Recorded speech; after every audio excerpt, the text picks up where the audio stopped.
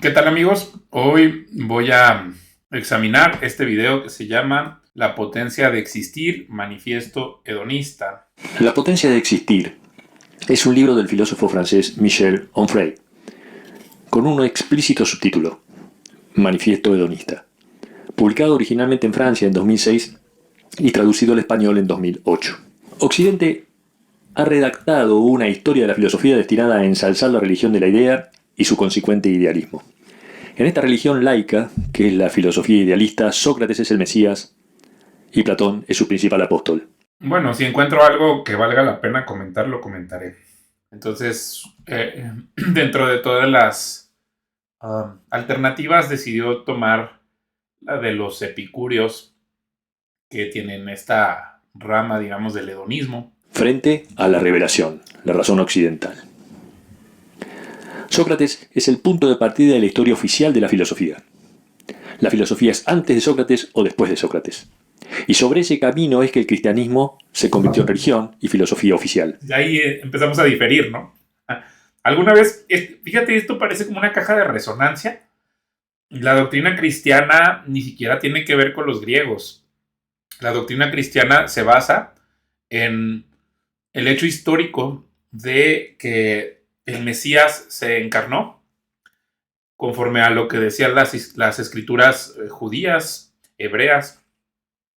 Entonces, desde Génesis se anuncia, o sea, las escrituras vienen de la Torá, digamos, que la escribe o la documenta Moisés, pero venía una tradición oral mucho más antigua que el tiempo de Moisés. Y desde entonces, desde Adán y Eva, se anuncia la llegada de un Mesías. Hay un mundo antiguo y luego ocurre una gran inundación que borra toda esa civilización antigua. Y entonces, después de la gran inundación, eh, surgen tres familias, hijos de Noé, con sus esposas, y de ahí todas las familias de la tierra provenimos. Y el único pueblo que guardó la tradición oral, pues fueron los hebreos, y de los hebreos viene Abraham, y Abraham recibió una promesa de parte de Dios, y Abraham es el padre de Isaac y de Ismael. Isaac es padre de Jacob, y Jacob, luego llamado Israel, que es padre de 12 hijos a través de 2 esposas y 2 esclavas de sus esposas. Y de ahí vienen las 12 tribus de Israel. Y de las 12 tribus de Israel, una de ellas es, bueno, José. José lleva al pueblo a Egipto porque hubo una gran hambruna y el pueblo de Israel se multiplicó en Egipto. Y después, ya cuando eran muy numerosos, Dios los sacó de Egipto hacia Canaán, y cuando lo sacó con una mano poderosa. Y eso lo sabemos porque los judíos actualmente celebran un festival que se llama la Pascua, desde que entonces salieron. Entonces, es muy difícil que, digamos, ese festival se haya inventado mucho después, porque habla precisamente de un cordero que es inmolado y con su sangre se marcan las puertas para evitar que un ángel mate al primogénito varón de cada uno de los hijos de Israel. Y eso sí pasó con los egipcios y el faraón. Entonces, por eso los judíos celebran esa Pascua. Entonces, Jesús es este cordero de Pascua después de muchos años. Jesús es descendiente del rey David, del reino de Judá. El reino de Judá proviene de una separación de Israel porque Salomón, que era hijo de David, cometió mucha idolatría, aunque construyó el primer templo en el año 1000 antes de Cristo. Y luego, justo ahorita donde se encuentra el monte del templo, donde está esa mezquita Al-Aqsa, ahí, bueno, es un complejo de mezquitas, ahí hubo un segundo templo construido. No pudo haber habido un segundo templo si no hubo un primer templo. Y no podía haber templo si no había línea sacerdotal. Entonces ahí también nos importa mucho el sacerdocio aarónico, que es proveniente de la tribu de Leví. Entonces, todas estas cosas, hay salmos, hay ley, hay profetas, hay un montón de cosas que anuncian al Mesías, Y luego, cuando viene Cristo, él cumple con todo lo que se había profetizado acerca del Mesías. Había sido anunciado desde Daniel, un profeta judío, y había él anunciado que desde un decreto había tantos años y por eso había tanta expectativa del surgimiento de un Mesías en los tiempos de Jesús. Entonces, de ahí a decir que el cristianismo depende del platónico, o sea, Platón está del otro lado, ¿no? No tiene nada que ver con la ley, los profetas y los salmos, Platón. Lo siento mucho, todos los que quieren andar inventando historias fantásticas, tendrían que alterar demasiadas cosas de la historia y del conocimiento de cómo han sido las cosas justo en Judea, ¿no? Sin embargo, sí es verdad que muchos siglos después del tiempo de Cristo, eh, algunos filósofos retomaron algunas de las ideas platónicas y de los griegos para adherirlas al cristianismo, a la comprensión, pero ninguno de los cristianos primeros que conocieron a Cristo o los que lo vieron resucitar, ni de los que ni de los primeros siglos antes de estos filósofos necesitaban los pensamientos de Agustín o de Tomás de Aquino para ser cristianos. Entonces, eso es una aseveración falsa. Ni siquiera quiero pedirle disculpas a esta persona, pero pues debería revisar sus fuentes, ¿no? En el dualismo, la reencarnación, el alma inmaterial, el desprecio al cuerpo, el odio a la vida, el gusto por el ascetismo, la salvación y la condena post-mortem. Ven, y luego decir más mentiras, ¿no? Para empezar, el cristianismo no es dualista.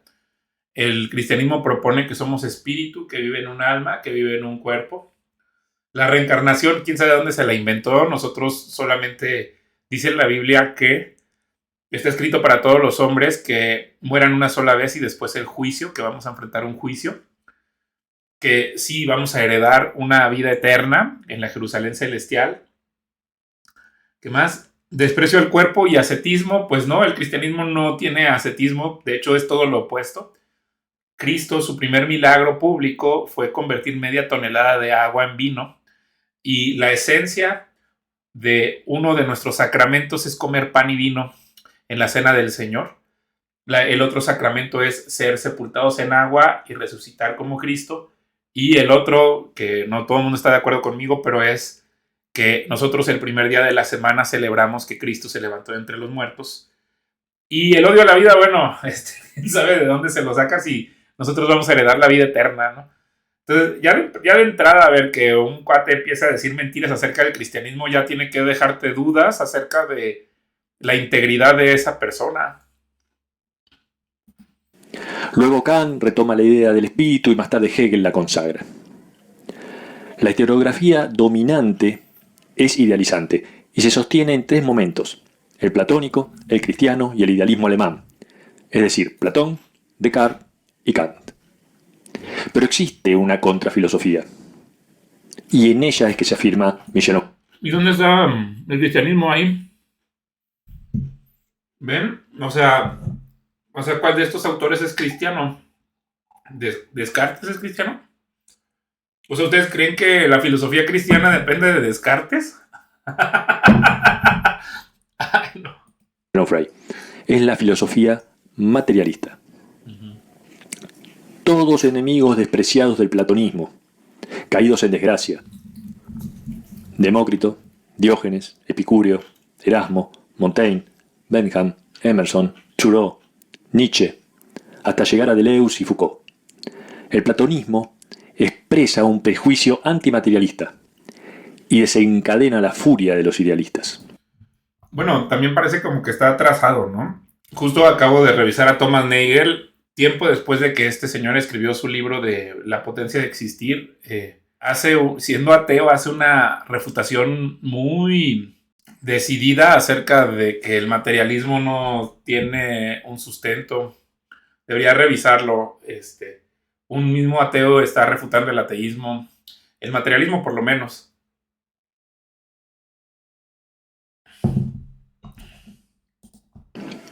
Epicúreo, el filósofo del jardín, es tildado de grosero, lujurioso, perezoso, goloso, bebedor, deshonesto, perverso, ladrón, pedante, pretencioso. Es exonerado del panteón de la filosofía. Pero del jardín de Epicúreo surge la ataraxia, que define al placer como la ausencia de la turbación a través del uso prudente y dosificado de los deseos naturales y necesarios. Pero esta Tengo una amiga que me decía de la ataraxia y yo me quedé así como que, hachis, ¿de qué se trata? Pues es esto, ¿no?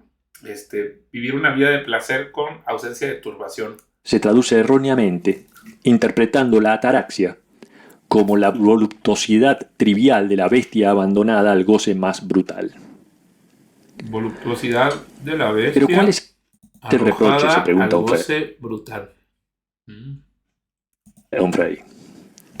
Querer la felicidad en la tierra aquí y ahora, no luego. Con razón mi amiga y yo ya no hablamos porque como yo soy cristiano, pues ella piensa de como, quién sabe qué ha de pensar de mí. No en otro mundo, es lo que se responde. La inmanencia es el enemigo, es la mala palabra. La idea de aquello que permanece dentro de sí sin depender de una acción exterior, sin depender de ninguna trascendencia. Es una idea a la que el platonismo le declara la guerra, como a todo lo que celebre la pulsión de vida. Lo que intenta el materialismo es disminuir los dioses y los miedos, mitigar la idea de la muerte, con una terapia activa, que es el ejercicio del aquí y ahora.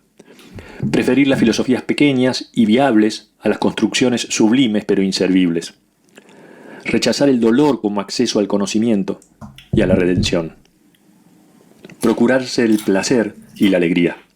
Acceder a lo que pide el cuerpo sin detestarlo.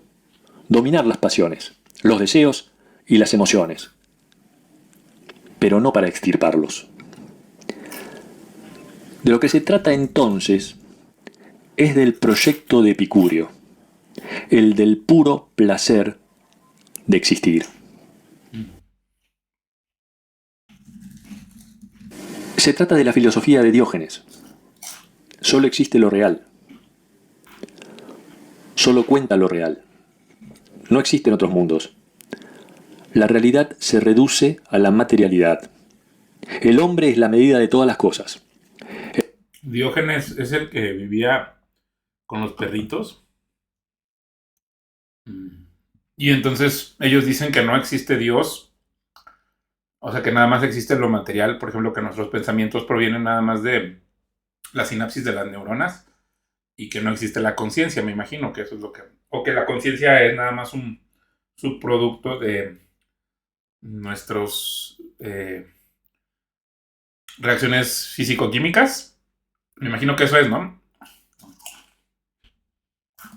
El cuerpo pagano, sin Dios, es el único bien del que disponemos. La vida es una fiesta, dice Diógenes. Viva este mundo. Por el contrario, los platónicos creen en una verdad de la ficción ideal, en la existencia de un cielo de las ideas donde flotan los conceptos. La vida en este mundo entonces no vale nada y nada equivale al fantástico universo conceptual.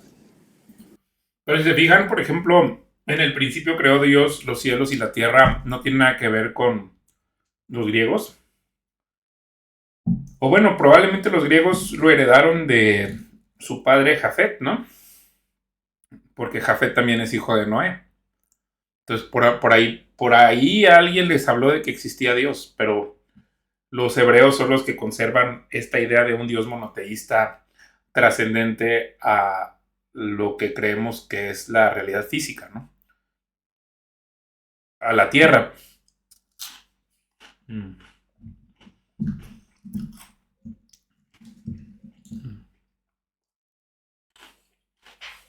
Pero entonces ellos le llaman ficción a todo lo que no es físico. Las matemáticas, por ejemplo.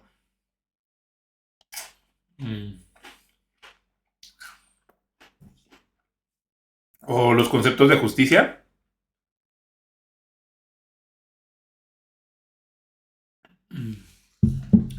¿Y creen que el cristianismo se opone al valor de la tierra? Porque esto no es cristianismo. Aquí ni siquiera aparece Cristo en la conversación.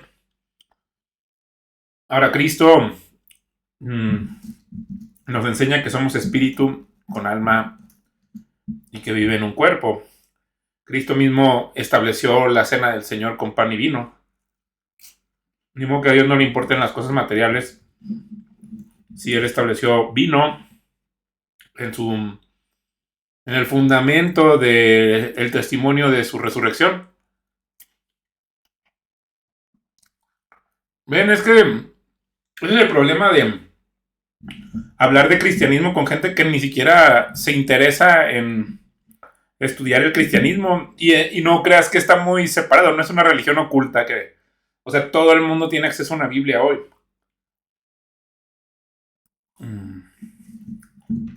A mí me parece que Cristo, como juez definitivo de la humanidad, les causa mucha molestia porque le tendrías que rendir cuentas de lo que haces con tu cuerpo a Cristo. Y se me hace que por eso a Onfray le cae gordo Cristo, porque significa que le va a tener que rendir cuentas a Cristo de lo que hace con su vida, con su cuerpo, con su hedonismo.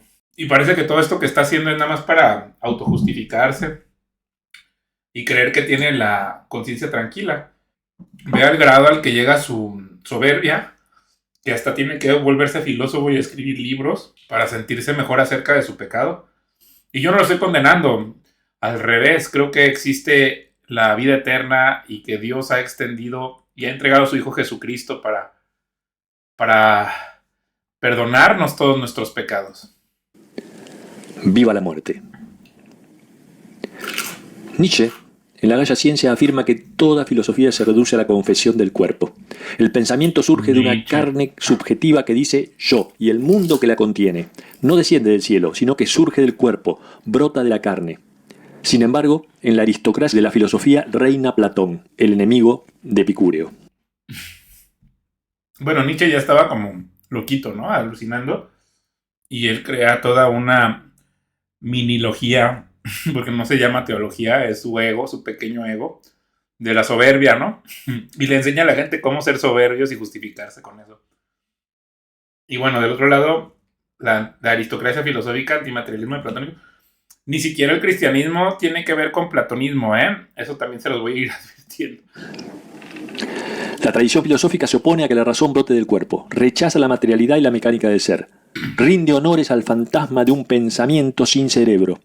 Es una reflexión sin cuerpo, una filosofía sin carne. Esta antigua fractura perdura en el devenir oficial del cristianismo que desacredita a la filosofía existencial y se ocupa de aniquilar toda posibilidad de pensar libremente. ¿Quién escribe esas estupideces? Aniquilar todo pensamiento libre. Ay, ¿qué onda con estos? Si nosotros somos espíritu, alma y cuerpo y todo le importa a Dios le importa qué haces con tu cuerpo, le importa qué pasa con tu alma y le importa obviamente qué onda con tu espíritu.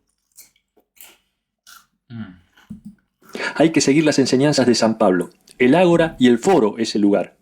El jardín se ha terminado. Onfray se declara cultor de una filosofía utilitarista y pragmática y propone descontaminar los conceptos de utilitarismo, materialismo y hedonismo. Para el común, el materialismo es la obsesión por la acumulación de bienes y riquezas. Pero el concepto de materialismo es el de un mundo reductible a un simple ordenamiento de la materia. El concepto de utilitarismo pasa por ser egoísta, interesado, incapaz de toda generosidad o maquiavélico, pero no es eso. Utilitarista es buscar la mayor felicidad para el mayor número posible. El concepto de hedonismo es asimilado con el placer grosero y trivial del consumismo liberal. Pero afirmado en Charmfort, dice Onfray, el hedonismo es gozar y hacer gozar. Es el goce de sí mismo, pero también el goce del prójimo, pues no existe ética sin el otro. O sea que es cristianismo sin Cristo. Bueno, cristianismo light sin Cristo, ¿no? Porque también el cristianismo busca la redención de todas las cosas para Dios a través de Cristo. Nosotros, nuestro bien mayor, la mayor felicidad es conocer a Cristo Y obviamente predicamos el Evangelio. Quisiéramos que todas las personas conocieran a Cristo y pues amar al prójimo como a sí mismo. Bueno, Cristo dijo, ámense los unos a los otros como yo los he amado, porque Cristo nos ama más que lo que nosotros pudiéramos comprender acerca del amor. Bueno. Uh-huh. El nihilismo califica a la época actual sin cartografía, en la que fallan las brújulas y donde es imposible salir del laberinto en el que estamos perdidos. Cuando una civilización está finalizando y otra comenzando, se crea un gran peligro, porque en esa transición, en ese vacío, se abren espacios para la multiplicación de lo irracional y prevalece el pensamiento mágico. Y cuando una cultura se derrumba, produce sacudidas instintivas, animales.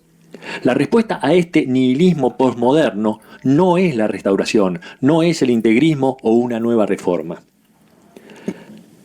La alternativa parece oscilar entre los polos monoteístas, sean judeocristianos por un lado o musulmanes por el otro. Pero podemos evitar este oscuro callejón a través de una tercera alternativa. Un ateísmo verdadero que rechace la Torá, el Nuevo Testamento y el Corán, a favor de las luces de la razón. Contra la religión del libro que no tolera otros libros y que odia la razón, debemos oponerla. Es un libro de 2007, o sea que tiene como unos 17, 18 años este libro. ¿Y cómo le ha ido con su idea de que está transitando una alternativa? Inteligencia. Debemos oponer la vida, los cuerpos, las pasiones, los deseos. ¿Qué es la moral después de la Primera Guerra, de los campos de concentración nazi, de los gulags de Stalin, de Hiroshima y Nagasaki, del terrorismo de Estado, de Pol Pot, de Mao, del genocidio de Ruanda? Elaboremos de ahora en más una moral más modesta, una moral posible, capaz de producir efectos reales, no una ética del hombre santo, no una ética del héroe. Vayamos por una ética del sabio. Ya se está adelantando este cuate al libro que yo quería estudiar. Hombre, pues si él es tan malo para hacer una revisión tan básica acerca de lo que significa el cristianismo, diciendo que, por ejemplo, el cristianismo se basa en Platón, pues ¿cómo va a ser sabio? O sea, ¿cómo podríamos confiar en decirle? O sea, imagínate que le dijéramos, está bien, tienes razón, ponte a construir una religión para nosotros con nuevos valores morales. Y luego el amigo, diciendo puras mentiras, ¿tú le confiarías a una persona tan deshonesta construir la nueva base moral de la sociedad? ¿Sabes qué es lo que va a pasar? Va a pasar lo de Francia, vamos a tener la irrelevancia y va a ocurrir la destrucción de la civilización por confiársela a una persona que no sabe distinguir su derecha de su izquierda. Mientras triunfe Dios, la moral será una subdivisión de la teología. Porque Dios es suficiente respuesta para todo. La teología basta para todo. Y cuando por alguna razón Dios no está presente, el clero atiende las 24 horas. La ética, dice Onfray, es asunto del cuerpo y no del alma. Soy mi cuerpo y nada más. Soy un conjunto de órganos en sistemas relacionados entre sí que hacen funcionar esta máquina sublime que es el cuerpo. Es que ahí, o sea, si tú lees el relato de Génesis, Dios te explica que Dios nos hizo a su imagen y semejanza. ¿Por qué querríamos sacar a Dios de la ecuación cuando Él es el que diseñó nuestras vidas y tiene un propósito para nosotros? El bien y el mal, lo justo y lo injusto, lo bello y lo feo, dependen de decisiones humanas. Dependen de un contrato histórico. Esas formas no existen a priori.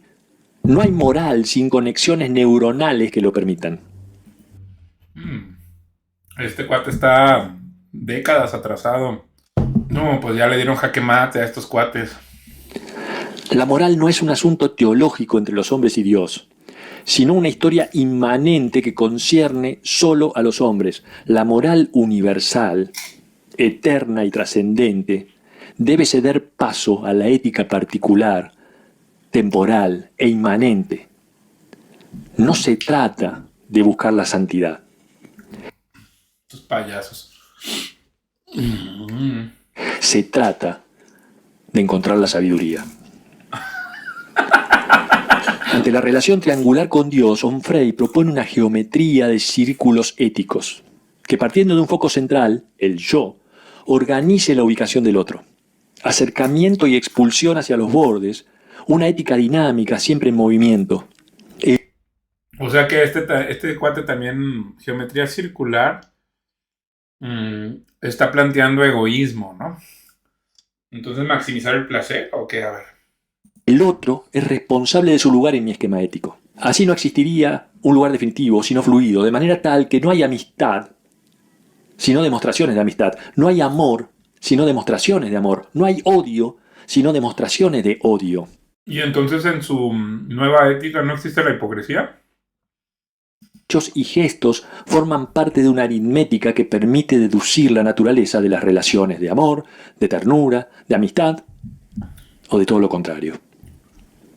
O sea, él está proponiendo que las personas sean hipócritas. En la perspectiva hedonista, el deseo del placer del otro estimula el movimiento de atracción. El displacer del otro estimula el movimiento de distancia. Todas las virtudes tienen el mismo sentido. Sea amor, dulzura, cortesía, delicadeza, su presencia une, su falta desune. En esta ética inmanente la sanción es inmediata. Dios no juzga, nadie juzga. El resultado consiste en la determinación de una relación, su descomposición o su solidificación. Epicúreo dice que es preferible un displacer inmediato si eso nos conduce a un placer final. El goce sin conciencia es la ruina del alma. Por eso, la suma de placeres debe ser siempre mayor a la suma de displaceres.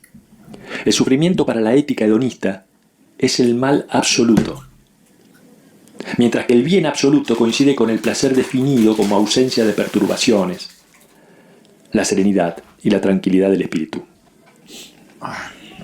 Para los adversarios del hedonismo, este concepto se trata de un síntoma de pobreza porque confunden individualismo con egoísmo. Individualismo significa que solo existen individuos, en cambio egoísmo es la idea de que solo existo yo, indiferente a los sufrimientos del otro. El hedonismo defiende lo contrario, el placer nunca se justifica si el precio es el displacer del otro. A la inversa de la moral cristiana, que es estática, absoluta y no considera la historia, la ética hedonista, dinámica, se alimenta de los hechos concretos. Yo espero que este amigo Claudio no crea en serio que eso es el cristianismo. Me imagino que está leyendo el libro de esta persona y hizo un resumen. Espero porque pues estaría como perdiendo un montón de credibilidad, ¿no? Por eso, la cortesía es la vía de acceso a las realizaciones morales. La cortesía le afirma al otro que le hemos visto, que él es. Es una ética de los buenos modales. Practicar el ritual, saber agradecer, dar. En eso consiste realizar la ética, crear la moral y encarnar los valores. Saber vivir como saber ser. Cuanto menos practicamos la cortesía más difícil, que es llevarla a cabo. Cuanto más la practicamos, más eficiente se vuelve. El hábito implica su adiestramiento. Las civilizaciones más pobres, las más humildes y modestas, cuentan con reglas de cortesía, mientras que las civilizaciones fragmentadas y sometidas suelen practicar la descortesía cíclica. El erotismo actúa como antídoto de la sexualidad definida por su naturaleza bestial. Si buscamos una relación entre la erótica cristiana y la erótica china, india, japonesa, persa o griega, no encontraremos ninguna relación, más bien lo contrario. Una erótica del odio al cuerpo, a la carne, al deseo, al placer de las mujeres y al goce. No, pues quién sabe dónde sacan estos conceptos. Que nunca han leído el libro de los cantares. O los conceptos de matrimonio cristiano. Pues es que es como un hombre de paja, ¿no? Se están inventando cosas del cristianismo que no son. Y luego, o sea, crean una caricatura del cristianismo, la golpean, pero pues así como que todo, así como que, ¿de dónde estás apuntando? La erótica cristiana se trata de una máquina de producir eunucos, vírgenes, santos, madres y esposas en grandes cantidades a costa de lo femenino en la mujer. Por esa razón, la mujer es la primera víctima de este antierotismo. Dice Onfray que Occidente inventa el mito del deseo como falta, que dice que hombres y mujeres provienen de una unidad primitiva eliminada por los dioses enojados por su insolencia de gozar de su totalidad perfecta. A partir de entonces seríamos fragmentos, pedazos, incompletud, y lo que haría el deseo es buscar recomponer esa unidad primitiva. El deseo como falta y el placer como satisfacción de esa falta son el origen del malestar y de la miseria sexual. Esto nos impulsa a buscar lo inexistente y por ende a fracasar. El príncipe azul produce decepciones. La búsqueda por volver a la completud es la causa del dolor por la incompletud. Por eso la pareja fusional representa la culminación de la erótica judeocristiana. La idea de un alma gemela, de un príncipe o princesa, de un contrato social para un seguro de vida existencial. Oye, a ver, espérate, lo de el alma gemela es un mito de Platón, no tiene nada que ver con el cristianismo. Sea el dolor menor.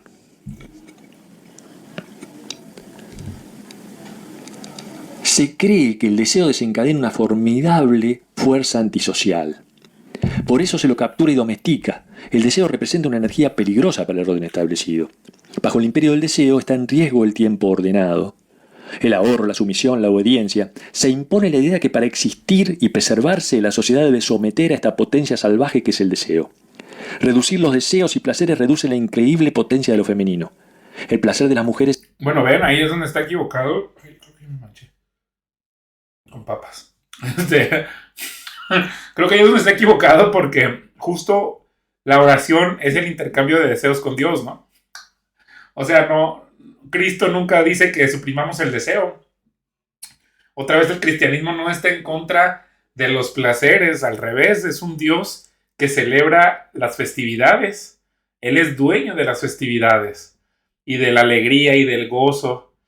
Obviamente lo que estamos en contra es que, por ejemplo, te pongas borracho y que empieces a golpear a tu esposa porque abusaste de sustancias.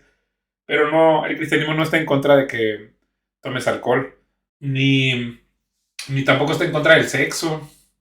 Al revés, más bien, tenlo con tu esposa y disfrútalo. Disfruta a tu esposa lo más que se pueda y ella también, a menos que vayan a dedicarse a la oración, deberían cumplir con sus deberes matrimoniales. Y eso es como, no es una orden, pero es parte del diseño de Dios acerca de cómo vivir una vida satisfactoria en matrimonio. No, muchachones. Se ve encerrado en el artificio cultural. Onfray sostiene que para eliminar la miseria sexual hay que terminar con el deseo como falta, separando amor, sexualidad y procreación. O sea, lo que el cristianismo no está de acuerdo es que tengas una vida promiscua.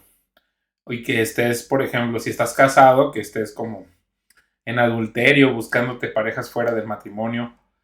O que si no te has casado, pues te estés quemando con una y otra de cama en cama. Pues mejor cásate, encuentra una persona que también tenga este gusto por una vida activa. Y el cristianismo no está en contra de que disfrutes lo mejor que Dios diseñó, pero lo que sí está diciendo es que existe una recompensa mayor donde nosotros experimentaremos los mayores placeres en la Jerusalén celestial. Primero, separar la sexualidad por placer de la gestación.